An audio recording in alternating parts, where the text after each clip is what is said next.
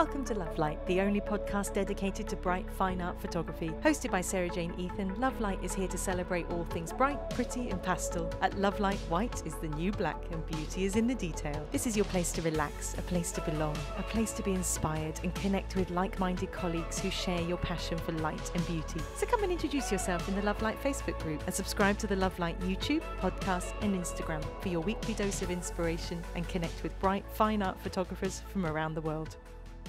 Well, hello and welcome to another episode of the Love Light podcast. Today we've got a very, very exciting guest. We've got Jacqui Cole. Jacqui Cole this year, 2020, has been named one of Harper Bazaar's was in the list of top wedding photographers in the world. So we are incredibly honoured that she's come here to share her experience and particularly to help us know how we can break into destination wedding market and how to transition into a luxury market to increase your clientele. She lives in Tampa, Florida with her husband and her German Shepherd pup, and she began assisting weddings in 2010 after moving from London to the US. So another fellow Brit, which I'm very excited to interview.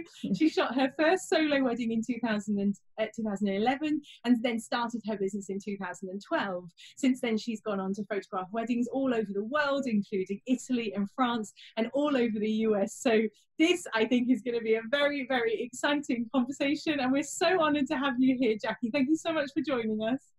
Thank you so much for having me here. I'm really excited. Oh, amazing. Well, Jacqui, I am a huge fan of your work. It's absolutely, your work is so elegant, it's so bright, it's so poised. You have the most incredible creative eye. So your work speaks for itself, but we kind of want to know who's behind the camera. Get to know the person. Oh gosh, thank you. So tell us a little bit about your story and how you got in. You did this big move from the UK to America and started a whole new career. So what did that? I did. What did that look like for you? So I think we have to keep in mind when I moved from the UK to the US, I was only 22. Oh, wow. So I had a little bit more flexibility in choosing where I wanted my career to go. I had just graduated my university in England, actually University of Nottingham. Oh. And I knew I didn't want to do anything with my degree.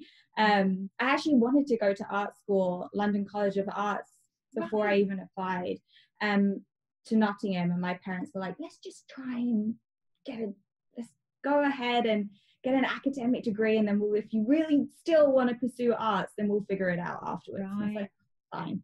So, and that's the first thing I did. I was like, well, I moved to the US because my fiance at the time, he had already got a job and was working for a year. So I was like, I have nothing to do. I can see what it's like there. So I moved to Chicago. I started bartending and waitressing, and my brother-in-law was actually the one who said to me just over dinner, was like, what do you want to do? And I was like, I just know what I don't want to do. I don't want to be in an office. I want to pursue something creative. I just don't know what that looks like yet. So I'm going to keep bartending in downtown Chicago while I figure this out. And he said, why don't you do photography? You love it. And I was like, I still want to make money, you know? Yeah. And he's like, I think you can. And I'd already always known how to shoot, like the basic skills. My dad was really interested in photography, mostly landscape photography. Right. So that was kind of built in to me. I just didn't know how to build a career out of it. And my husband mentioned, so I was 22, my husband mentioned that there was a photographer in Chicago that used to photograph the tennis team at University of Illinois, where he went, and who now shoots weddings. He's like, do you just want me to reach out? At the time I was doing like assisting anything and anyone, not even in weddings, but I was like, that sounds like an interesting thing to do, like reach out to him, see if he'll have me along for the ride. And little did I know like how competitive the wedding industry was. I knew nothing about it. So he was called Kenny Kim. He still is an incredible photographer today. Does mostly destination weddings actually. Yeah. And I think because of the tie to the tennis team, he was open to having me with him.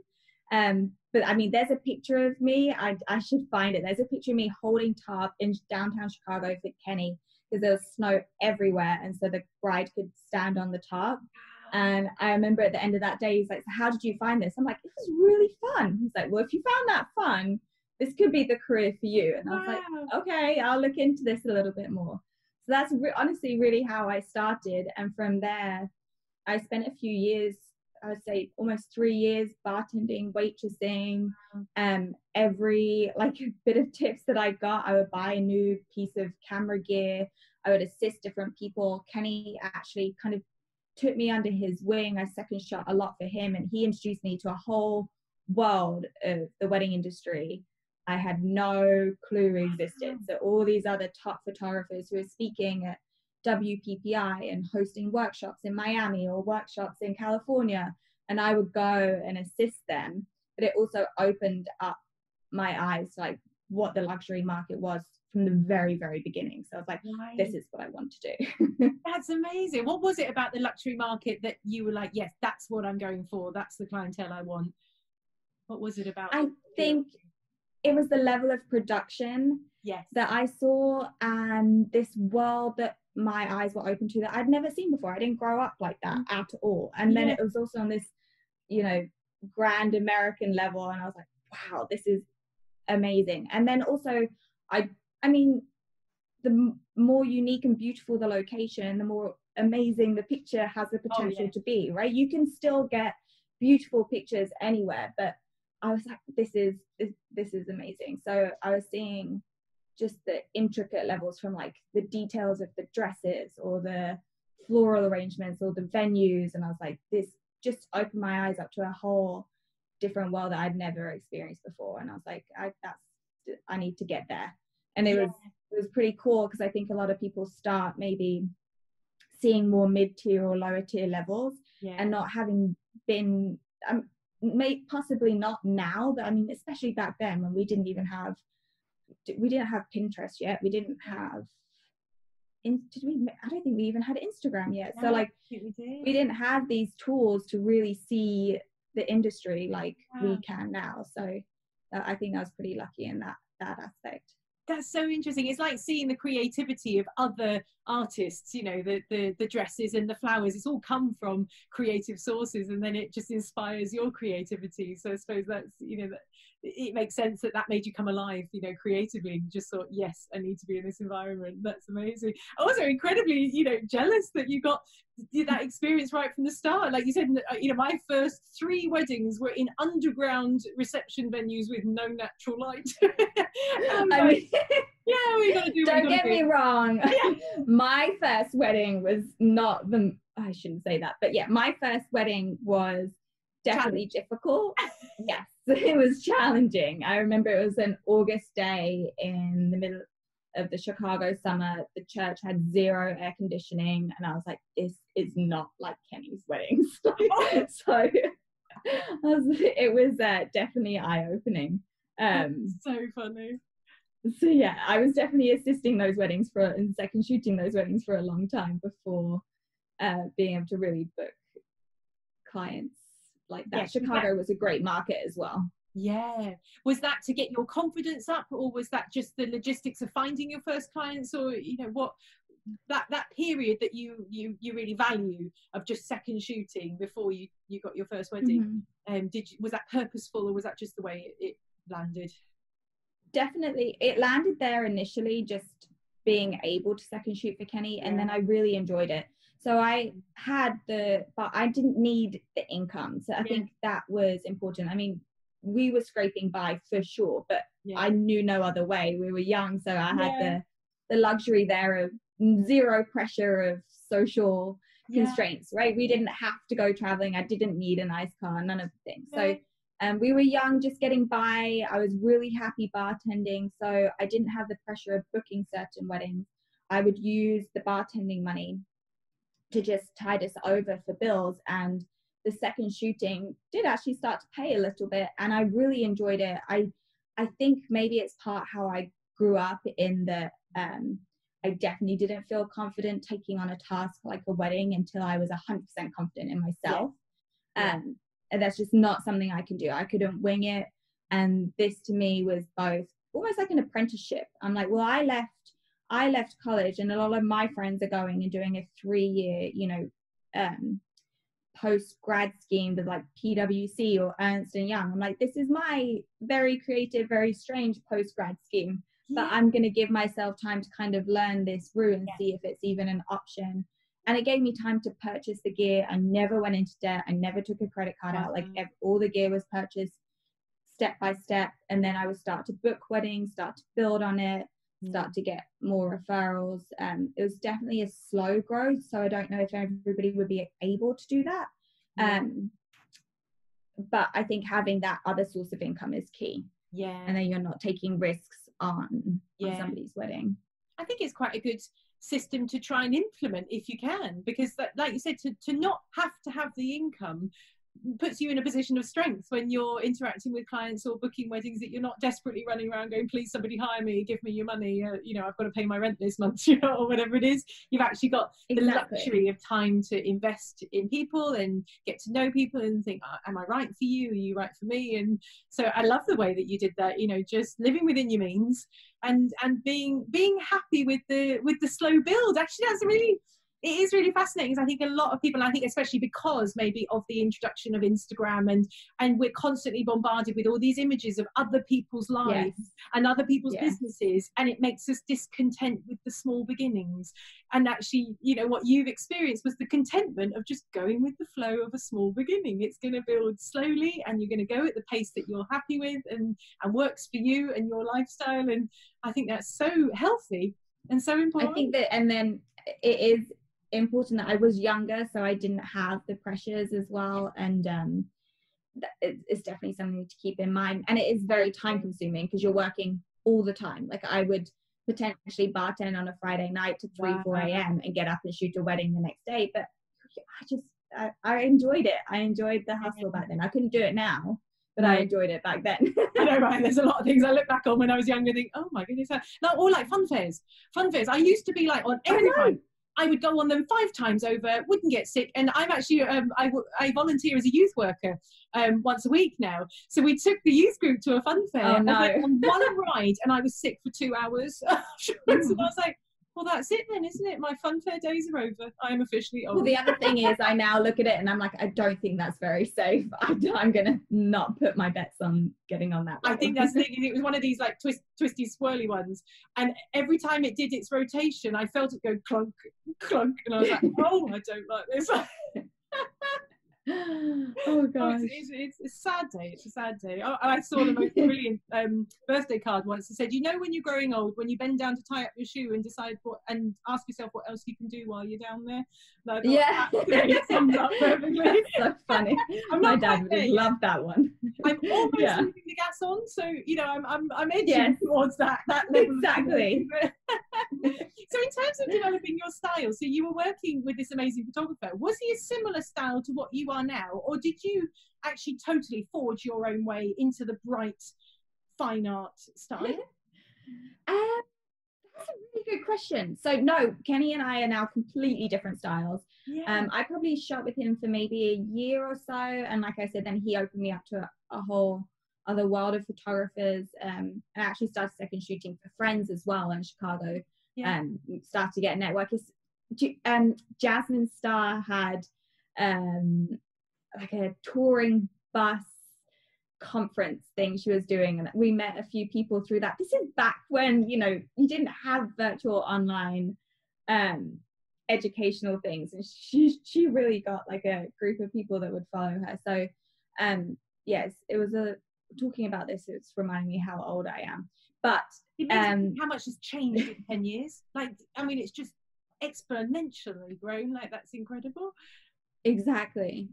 Honestly, I started to shoot and adapt my editing styles for digital photography, and slowly found more of my style. I look back on my original work and I still think it's very timeless, and I think that was influenced by those first digital photographers that I shot for. It's definitely a completely different style to now, how I'm shooting, but it's still timeless. I never like threw on filters or went with any type of trend. And it was funny, years ago, I was in Napa with my husband, and my good friend, who's also a photographer, happened to be in Napa with her husband.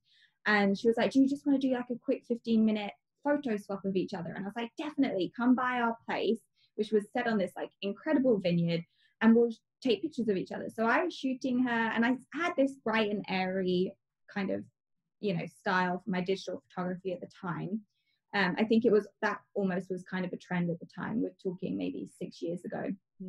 And she's handed me her Pentax camera and just said, can you please shoot a couple on film for me, just so I can have them? And I was like, literally no clue what to do with this. Like, I have to manual focus. How do I do that? So she helped me, like, would literally manual focus it, tell me like a little bit how to do it, shot them. I got the scans back when she had them developed, and like my jaw dropped. I was like, there's no way that, because I had the exact same image in a digital format, shot at the exact same spot, exact same light. And I was like, this is what I'm doing. And like the next day bought a contacts and just figured it out. And honestly, after that, I was like, this is easier than digital photography to me, because this is everything that I had wanted. It was more intentional. Once I got confident with it and wasted a whole ton of money shooting pictures of my dog, I was like, yeah, this is the way forward for sure. That is incredible. incredible. It just worked for me. That makes sense. You just stumbled into film photography. It found you. Honestly, if you ask my friends, like I remember one of my friends, Evan, he used to shoot some film at some of his weddings, and I would always say it was a waste of money and I would never do that. And I remember when I started, he's like, so you've changed your tune. I was like, yeah. And so do you shoot mainly on film now? Are you 50-50, or what? How do you incorporate film into your business now? Yeah, so it's mainly on film. So almost all my sessions, so engagement and portrait sessions, are 100% on film. And every aspect of the day that is possible to shoot film, I will. I do quite a few ballroom weddings because we're based in Florida. So if it thunderstorms or it's too hot in the summer, I do find myself in ballrooms a lot. And that's when I'm inside, it's a little darker, I'll start shooting some digital. But I don't back up on digital. I'm not, like, I trust the film. Right. And my second shooter, their task is to get something completely different. I just don't think my clients, they're hopefully trusting that I can shoot and choose the best format for them, and they don't want double shots. They don't want my second shooter to be shooting the exact same thing as me. So their task is to always be shooting something different or a different angle. But that's really good. So you mentioned that working with film you felt actually easier. So what do you feel is easier about working with film, and what are the challenges of working with film as compared to digital? Well, challenges I'd have to honestly think about. So for me, it's easier might not be the best term. I mean, the first thing is your editing is cut way down. The reason I find it easier is because it's more intentional. So I really have to think about the light. I can't think, I'll just edit that in post, no problem. Like, I might have to take 3 steps extra to make sure my clients are in a specific location that honestly would look better on digital when shot on digital versus the first location anyway. I shoot less because I tell my clients, if I have the image, we're moving on. Like, this day isn't about photography, this day is about your wedding. So if I have the image in my head, I'm also like, I'm not going to keep shooting film just for the sake of it, and we're going to move along maybe to a different location or send them off to cocktail hour. Like, it's very intentional. It's less time consuming, even when I have a digital camera in my hand, because I did an editorial shoot in Tulum, and they wanted to see everything on the laptop as I was shooting. So in that case, I shot digital and I had my second shooter shoot film, because I'm like, the team doesn't trust film, and they also doesn't trust, but they wanted to see the outcome right away. And I was like, but if they can wait a couple of weeks, they're going to prefer the film, they just can't see it yet. So in that situation, we actually flipped it, which was funny, just so they could see the tethered images. So I think it's mostly about the intentionality of it, and then the post-production, I barely need to do anything to the images, and easier just in the fact that once I see the images, I feel it's just instantly my style. So I'm like, this is perfect. And a lot is to do with the lighting. and Yes. forcing yourself to find the best lighting. Yeah, as forgiving. Yeah, it makes a lot of sense that you actually have to be more confident. You have to know what you want to get and how to get it, and then be confident that you've got it and leave it and move on. You know, and that actually takes a lot of creative confidence to do that. And so I suppose that challenge has been really helpful and really handy to.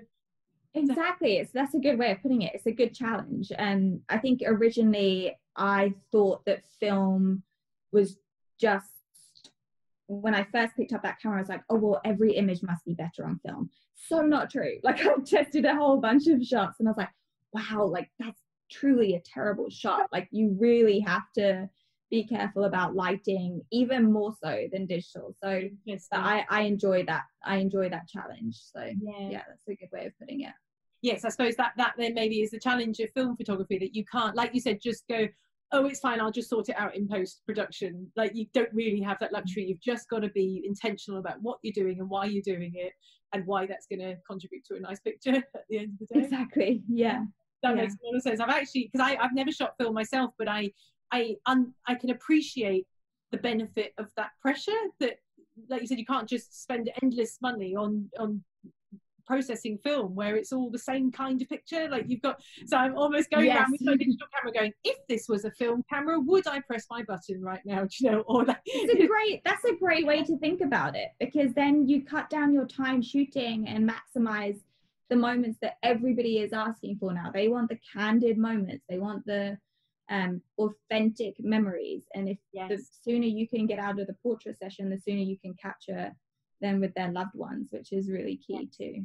Now, that's an interesting question, because a lot of photographers that I speak to that shoot on film only shoot on film for the portraits or arenas where they're in control, and they switch to digital for the candid pictures, which ends up being the bulk of the wedding day. But you're saying most of the time you're shooting film. So how do you manage, you know, this need to get it just right, but when you're actually totally out of control of what's going on, people are just moving, everything's moving very fast. Tell me a little bit about what that looks like for you on a wedding day. Honestly, so if the subject's moving, there's two things I'll do.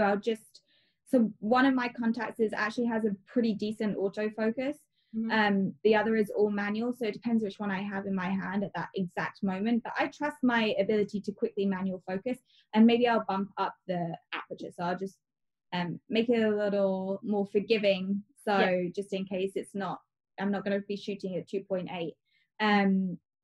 But once you test it a few times, like I shoot it for the processional, the recessional, for most of my portraiture is moving, so they're moving towards me, they're moving away from me, they're spinning, whatever they're doing, it's a lot of movement. Once you start to trust yourself and test it, that situation isn't so nerve-wracking, for sure. So I end up, I think once you just kind of master it a little better, then the movement shouldn't be as much of an issue. It's the classic practice makes perfect. You're just gonna keep going. Interesting. So you said that you were exposed to these high-end weddings because you were second shooting, but actually you started with a wedding that was very challenging and felt like a million miles away from. And so then, what was that journey then of progressing up to your clientele that you have now, which you're very happy with? And is that arena that you want to work in? What was that journey like? Gosh, that's a very long journey. All the time. There was some intentionality to parts of my journey, and there was some that it just happened very naturally. Looking back, I can definitely see where parts I could advise other people to maybe take a move that I just happened to do, that worked out or didn't work out.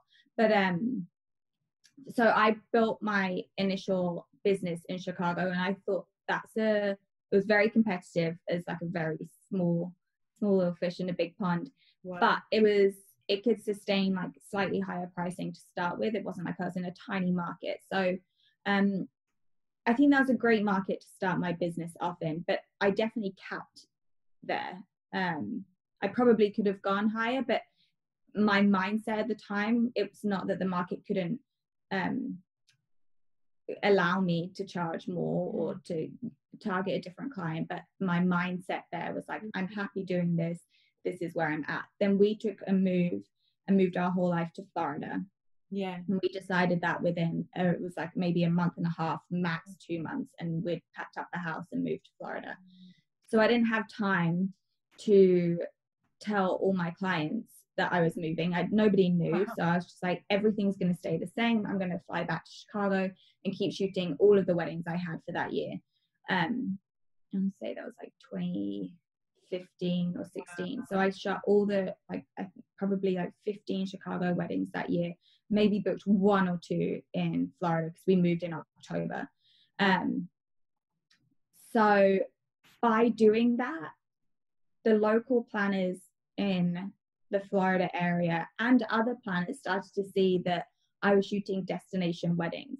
Right. And I was like, I'm not shooting destination weddings. I'm just trying to get back and shoot all the weddings I had on the books. Yeah. But that's what it appeared like. And then also when I moved to Florida, I was like, in my head, I was moving to a smaller market, which was Tampa. And I was like, oh no, like I'm going to have to reduce my rates. Probably not as, it probably can't sustain as much as maybe Chicago could, like a bigger city. I think I was wrong there. Tampa is a great market. But I was really adamant that I wasn't going to drop my rates just because I was the newbie on the block. I was like, I'm still going to maintain what I had in Chicago, and slowly actually increased. Then second to that, once I started shooting destination weddings, that's probably when my clientele started to become slowly again over another 4 years what it's built up to be today. Wow. And that was even more intentional by like attending certain conferences or doing specific shoots or editorials, connecting with certain planners. And I, through that course, found that destination weddings was going to be my perfect market. Yeah. I didn't seek it out. It just kind of fell into my lap slowly, and then I pursued it. So I was like, this is where I can find my perfect target client. Yeah. That's really interesting. It's actually a very similar story for me because I didn't seek destination weddings. Oh, really? Yeah, I put a European price on my website because I'm based in the UK. I put a European price, which at the time was double my UK price. And I put it on there as an anchor point so that people would see the European price and go, "Ooh," and then look at the UK price and go, "Bargain." And then they would. And it was a good idea. Yeah. It was a psychological strategy on my part, and people started booking, and it was fascinating because I kept thinking, I think they think they're booking somebody else. Like I genuinely thought it was a mistake, and I'm like going to the wedding thinking, oh, I just think this has all been a horrible misunderstanding. Like, and I'm not the person they think they've booked in. And I would photograph the wedding, and then they were given the pictures, and they're happy, and they thank me, and I'm like, oh, so you didn't mean to book me then? No, I did not like you. And at the time when I put the European price on the website, I said to my husband, I said, no one is ever going to pay this for me. Like I'm not worth that. And all these people were really happy. I got to the point where I was shooting so many weddings in Europe, I needed a new anchor point. I needed a higher price so that the European price looked good. And so then I put a worldwide price on there, which was double again. And I said to my husband, no one is ever going to pay this for me. And then I said, well, never say never, because that's what I said about the European. And within 6 months, somebody booked me for Mexico, at the full price. And then, what was the other one? Zanzibar. At the same. Oh, that's amazing. And I was just like, I still kind of feel humbled and a bit like, oh my goodness, why are people paying this much for me? Like, I just don't feel. Actually, that's something that you mentioned when we were discussing coming on the podcast, was this idea of imposter syndrome, where you doubt your worth and you doubt your ability. Is that something that you've encountered, over these 10 years? Oh my gosh, still do every day. Of course, yes. No, there's definitely.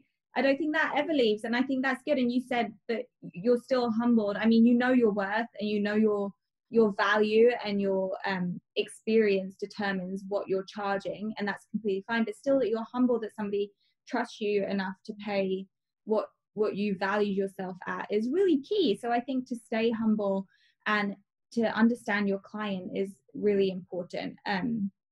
People who are spending that amount of money on art, which is what we ask, because it's all subjective. You can't say, well, I'm going to go to the photographer down the road and see what quote he comes back with. Fine, it's completely different to what I'm offering you. It's like a Monet or a Van Gogh, like totally different.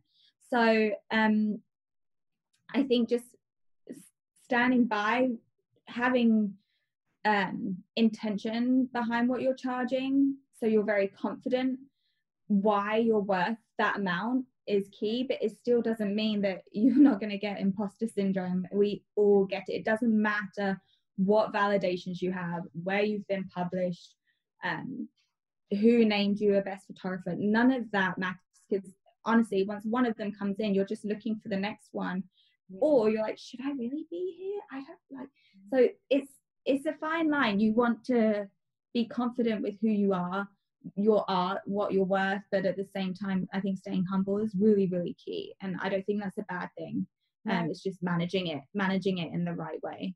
Totally. I often think that it's quite good to charge slightly more than what you think you're worth, because that's the bit that makes you go, right, I need to do a really good job. Like, I need to really put this effort, rather than just going, no, another wedding, you know, it's fine. Get it washed out the door. You know? Yeah. Exactly. That's a very good point. You want to treat, and that's the thing, I'm hearing this a little bit more with the situation we're in. It's like, but that wedding didn't pay my current pricing, or I undercharged a little bit. And I'm like, they don't know that. They have no idea. They invested in the brand they saw online, the person they met over the phone, and think they're getting the exact same thing as your 15 other clients this year. So you're just going to have to treat them the exact same. So it's a really good point. You want to arrive at every single wedding feeling valued, and also that you're about to give it your absolute best. So that you're giving value. That's really especially good. Because some people, I mean, I can arrive to a wedding and it's kind of clear that I'm one of the aspects of the wedding that they've strived for. They've pushed their budget to get me at the wedding. That's so humbling, right? That's incredible. There's other weddings that I arrive to and I'm like, I am a drop in the bucket here. Wow. A drop in the bucket. Even though that might have been my biggest booking for the year, that was a massive impact for me. For them, maybe not so much. So, but it doesn't matter. You have to treat both of them the exact same. Yeah. No, that's so true, so interesting. So that you mentioned the situation that we're in now. For those of you listening, I'm not sure when this podcast is going out, but we're recording it when we're right in the middle of the COVID-19 epidemic, and so you know, a lot of photographers are facing a lot of challenges now with navigating forward in terms of clients. We were talking earlier, actually, personally, we're quite happy to stay at home, and rest, but there is the stress of actually how does this impact on business, and how do we navigate forward with clients, and I think it's very key what you just said, because you're talking about valuing people but also knowing your value. And I suppose that's been my approach with people, is I've just gone in thinking, right, I'm going to be very compassionate about what they are going through and what they are experiencing, because this is horrendous. They've been planning this wedding for 3 or 4 years, and now a few months before everything's had to stop, and that's horrendous. But also being honest about what I'm facing. I'm facing a monumental financial challenge here, and just together we'll figure it out. How have you been approaching this challenge with your clients? Very similarly. As of right now, in this current today, I have had 7 weddings postponed from the spring to the fall. So I haven't had any of my clients request yet to move to the following year. Right. That being said, I move them to the fall, and with full intention or anticipating that possibly the entire year might have to move.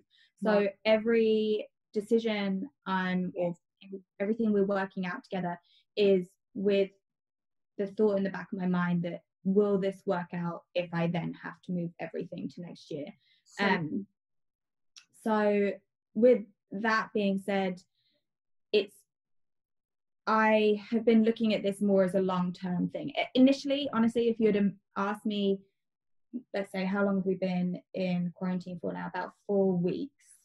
I'm losing track, but I think about 4 weeks. And if you'd have asked me right at the beginning of this, before we were even on lockdown, I probably would have said something along the lines of, a contract is a contract. I'm not worrying about it until I have to. I don't think I'm going to push any of my weddings to 2021. Mm-hmm. Well, I'm a very different tune now. The whole situation has evolved, and it's changing day by day, and I'm changing with it and with my clients. I looked at this as it became clearly a bigger deal for us for this year. I looked at this as a long-term situation. So what impact is this going to have on this year, on next year, and then my entire career? And honestly, when I look back on this, I think 2020 and possibly 2021, I don't even think, I'm very optimistic for 2021. It's going to be a very small blip in a very long career. So therefore, who are my priorities? Is it me and my income for next year, or is it my clients and my planners? Basically, the people that I'm not biting the hand that feeds me, and my clients usually, my planners are usually the one that feed me the clients. So I'm going to do whatever I can to work together, like you said, with my clients to find the best solution for everyone. And just to make sure that they're comfortable at the end of the day. So good. And exactly what you're doing, really. Communication is key in this situation. Yeah, I think I was similar to you when all this kicked off, and I'm thinking, I literally don't know, where do I stand? Like, what happens now? Like, legally, what's the situation? Like, I had to have a FaceTime call with a client that day when the lockdown happened, and so I just, exactly like I said, I just thought, right, I'm just going to go in this to be compassionate, but also be honest. And we'll just figure out, and I was saying this to quite a few clients. I was just saying, look, I'm really sorry that I don't have a black or white, yes, no, this is what's going to happen. The reality is this is unprecedented. I don't think anybody really knows what to do, but I am 100, I just kept reassuring people, I am 100% committed to you and your wedding, and I will do whatever it takes to be at your wedding whenever that needs to be. But also being honest, I think I'd seen somebody write this in a forum, and I thought that's quite a good way of saying it. I just was saying to people, just to help them understand how small business works, I was saying to them, if all of my clients just move to next year, I lose an entire year's worth of income, I may go bankrupt, then nobody can have me. So that's the challenge that I am facing, that I can't just move everybody to next year for free. So I'm going to do everything I can, and I will stretch as far as I can, and I will do everything I will figure it out. I will do what I need to do next year to keep things afloat and to be there for you. If there is any way that you can help, that would be great. So I very quickly was asking the question with people, do you have wedding insurance? So a lot of people were pursuing their wedding insurance. Some look like they're going to pay out, which is going to be great. I'll get paid twice. Some of them were saying, no, we're not going to cover. And some people didn't have wedding insurance. And the people who didn't have wedding insurance, or their wedding insurance said they're not going to pay out, I've just said, look, that's absolutely fine. We're still going to move your wedding. Like, it's in the diary. I will be there, and I will do whatever I need to do to make this happen. The reality is I am facing a cost of this amount because you want to move to a peak month. I can move you to a non-peak month for free, but because you prefer a peak month, I understand why. That is going to cost me this much money. Are you able to help towards that? Is there anything you can contribute towards that? We started kind of discussing rough figures, and actually people have been really, really receptive to that, because I've said to them, look, it's not a charge, it's not obligatory. I'm struggling to absorb the entire cost of this. Is there any way you can shoulder some of this burden with me? And actually people have been really responsive to that. And you'd mentioned actually a lot of photographers can go down the hard line. No, this is the contract. You owe me this much, and actually that just makes people feel unvalued and cornered a little bit. I think you approached it so perfectly for your business, and the way that you communicated to the clients was very gentle, understanding, and then also you educated them into the reasoning behind what the fee or what the contribution was. And I think the biggest key is that everybody's business is so different, and every client is so different. So there's going to be some people that are able to move a wedding for free to a prime date of 2021. Amazing. There's some people that have it in their contract that there's a fee, and there's a reason for it. I just think the way it's delivered is yes, extremely important, because if you deliver it in the wrong way, when push comes to shove, the client, a contract is a contract, but you don't ever want to be taken into a court of law, and you just want to diffuse the situation before it even gets to that point, which you never even approached because you didn't bring up contractual verbiage. You tackled it like a team, which is my plan. Should everything need to be moved to the following year, and I don't think there's no right or wrong way. Like, you can charge a fee, you can find an associate, you can move the wedding for free. Don't leave the client. Don't say you're booked and sorry, you're out all your money. Like, just help them through this. You're not contractually obligated to. It's just the right thing to do. And there's so many creative ways that you can approach this situation. So many creative ways. And if every client needs something different, that's fine. Like, make it work somehow. So yeah, I'm definitely not saying for people to move things for free, and if they can, that would be great. And if not, then communication, like you said, is the most important thing. The most important thing. I think it was hard to approach it. I think it was hard for me because I like closure. I like everything to be black and white. I like to know what's happening. And especially with my clients, I want them to feel that I'm in control, that they can just relax and trust me. I know what I'm doing. I've done this before. And it was a weird experience for me to deliberately leave things open-ended with people. I wasn't demanding anything, but I wasn't committing to anything either. I was just asking questions and reassuring them that I am going to figure out a solution with you for this. So don't worry about that. We will get to a point where we're both happy and everything will go ahead fine. And it was a weird experience for me to just be in limbo for quite a few weeks, just talking with people. Do you have insurance? What are your options? This is what you're facing. This is what I'm facing. And I think in a situation like this, a lot of photographers go on the defensive, and I think that's when the contract comes out, like you said, all the legal jargon, and they don't want that coming. Yeah, they're scared to actually empathise with their client because they think that means that you're going to have to give beyond your capacity if you show empathy. So not true either. But actually, and I think then on the other extreme, a lot of photographers are just going in, avoiding the conflict because they're worried what people will think of them, and they're worried what people might do to them. And so they avoid the conflict and they just go, oh fine, I'll just move the wedding for free. No, they don't want the conflict. And actually you're suppressing your own honesty and your own, actually, this is my capacity, I can stretch this far, I can't stretch any further, and to suppress that creates all kinds of mental health issues. And I think, this is my own personal theory, I think we're going to see a lot of forums full of very stressed photographers next year who are in editing, resenting all these weddings that they're doing, and they don't have enough money, to live, and all of this, and it's because they suppress their honesty at this stage. This is a traumatic situation that requires a level of conflict, in the sense that we're going to have to navigate a way forward, and that's not smooth, and it's not easy, and it's not clear. And we're just gonna I'm gonna treat you like a human being, and I'm going to be sympathetic to what you're going through.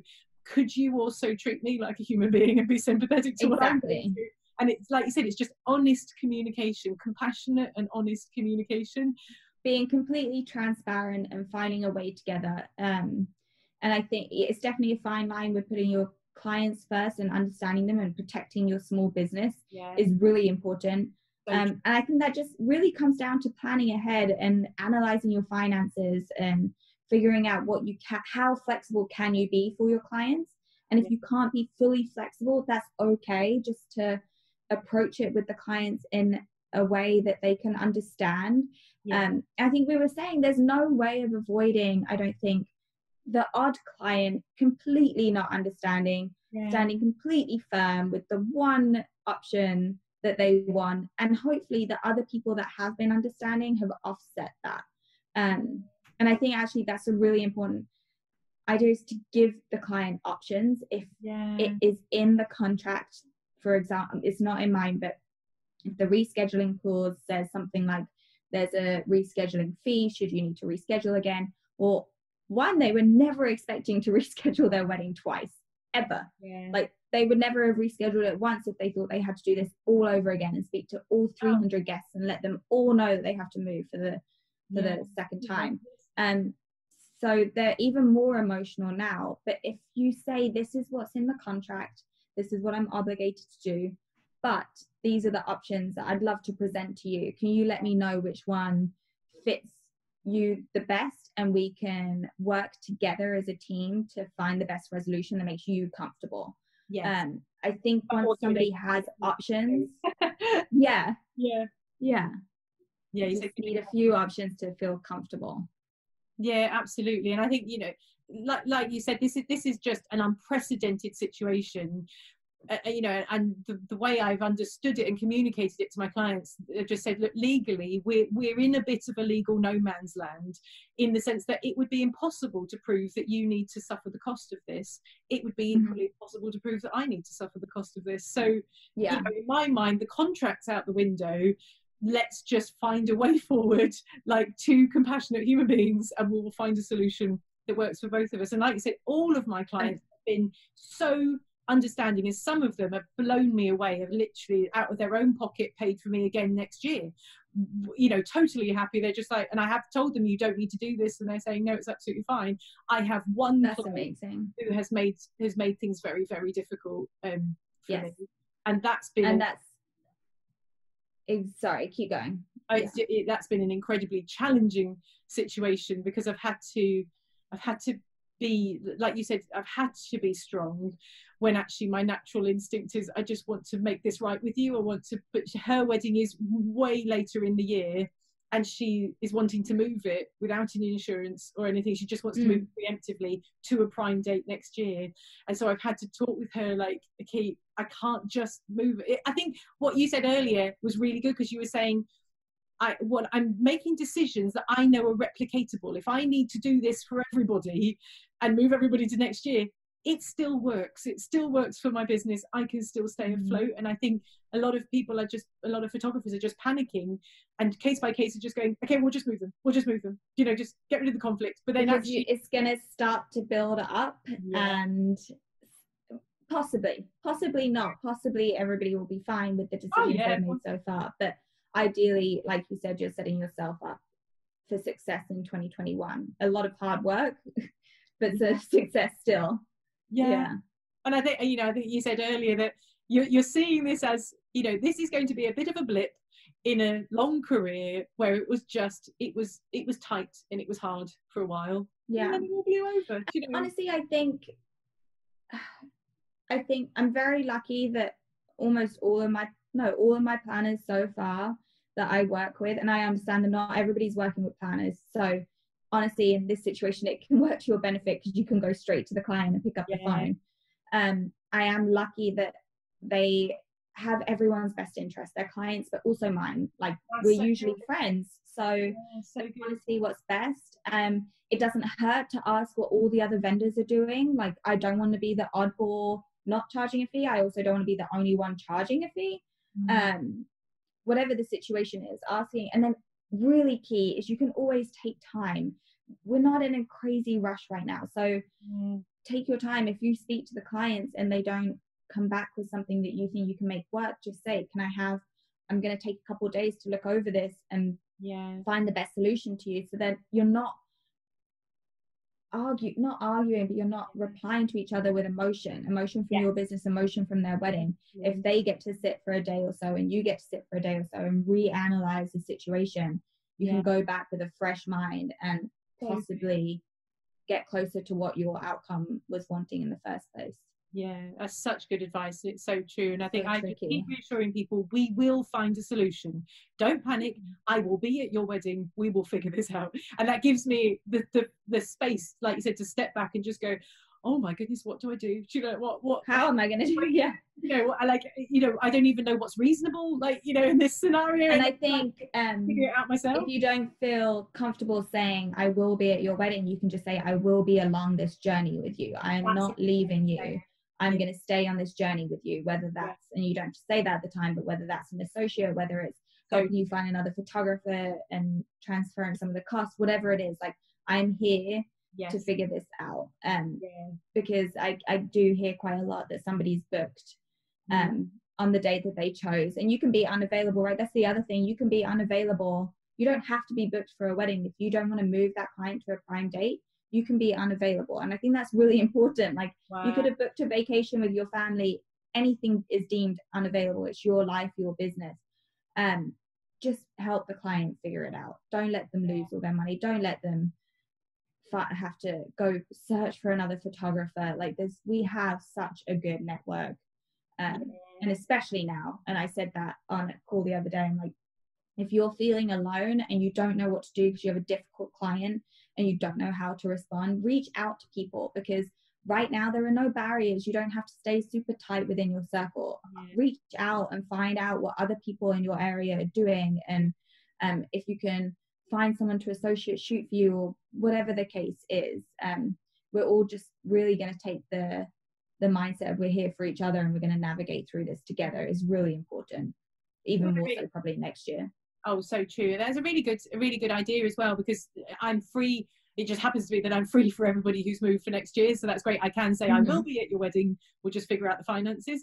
But yeah, like you said, some photographers are facing, well, I'm not actually free. You're moving it to a date that I'm not free. I've got lots of dates I can offer you, but you're choosing one that I'm not free. Do you know, and that does throw up a big problem. And I think you suggested a really good solution there. You said earlier, not just saying, well, sorry, I'm booked, you can't have me, you're on your own, but to just say, look, I can find an associate photographer, you know, and I don't know whether you want to take on the editing yourself, you know, or just find somebody who's similar, and just, I suppose, like you said, help ease them into that transition, so they're not just left on their own. That's a really good idea. And just be completely transparent with them. Like, if I'm needing to find a photographer to shoot one of my clients' wedding days, they know I don't have a whole team of associates at my disposal. They're not stupid. They know that doesn't exist. I do have one associate, but I'm sure she's going to be busy in her own right, and possibly shooting a wedding for me, but possibly rebooking a bunch of her own weddings. So I'm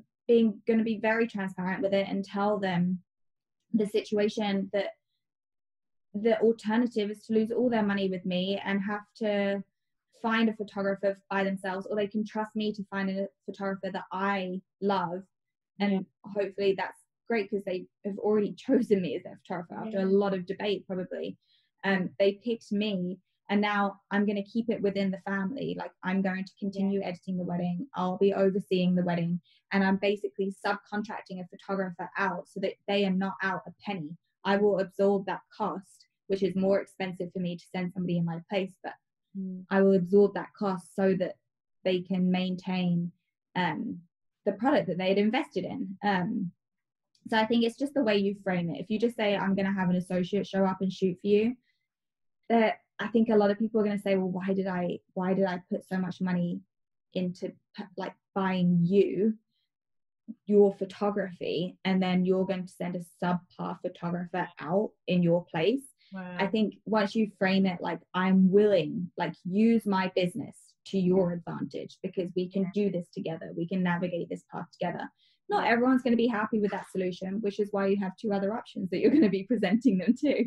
Yeah, that is such good advice. That's so helpful. Well, look, as we come towards the end, can you tell us a little bit about where people learn from you? Do you offer mentoring? Like, how can people pick your brains on all things photography and business? Or is that something that may come in the future?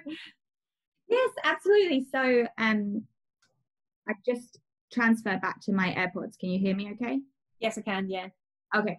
I do one-on-one mentoring at the moment. So I have a couple of local photographers that I've been mentoring their hour sessions.